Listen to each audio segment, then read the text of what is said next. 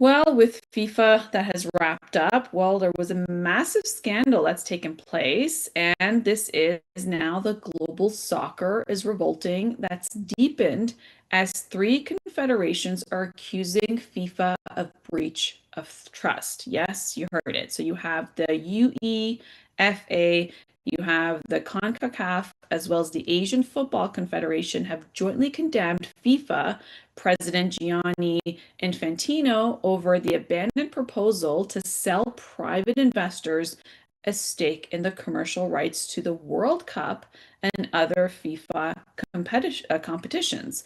So now, in an open letter, the confederations accused FIFA's leadership of deception, inaccurate consultation, as well as acting beyond its authority.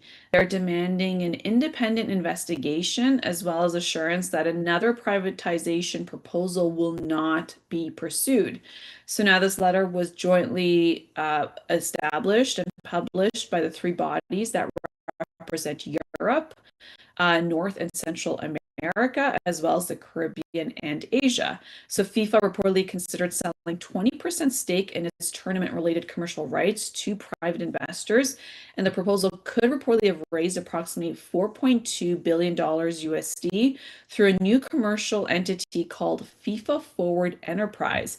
Now, FIFA's member associations, confederations, and elected council members were not reportedly meaningfully consulted.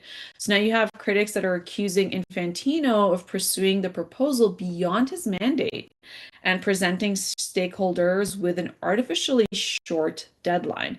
So now FIFA withdrew the plans following an intense opposition, and Infantino apologized, but not good enough. So now you have the Confederation that's maintained that the apology failed to address the governance failures beyond the proposal. So now they're calling for an independent review rather than an investigation controlled by FIFA, saying, hey, we don't trust you, FIFA.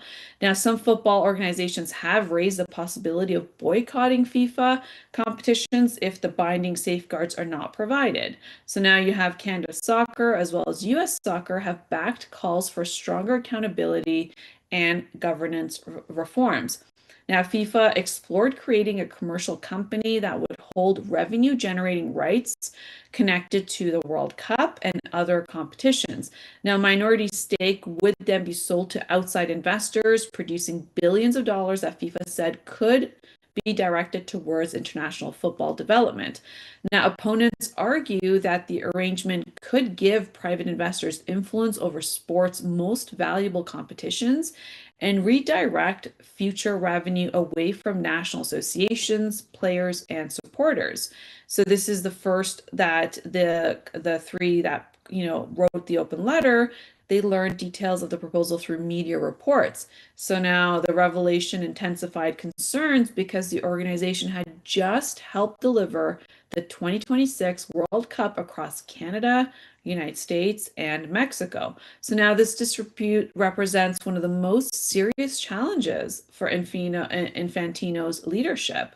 And so now you have the UEFA that has frequently clashed with FIFA, but now you have the opposition from the other associations. Well, this is making it more significant because both historically have maintained closer relations with Infantino. So when we look at what's next, you have the Confederation that wants FIFA to establish an independent review, essentially disclose how the investment plan was developed and guarantee that the tournament rights will not be privatized without approval from the football's governing bodies. Now, this controversy could also shape the FIFA presidential election, which is scheduled for March 2027.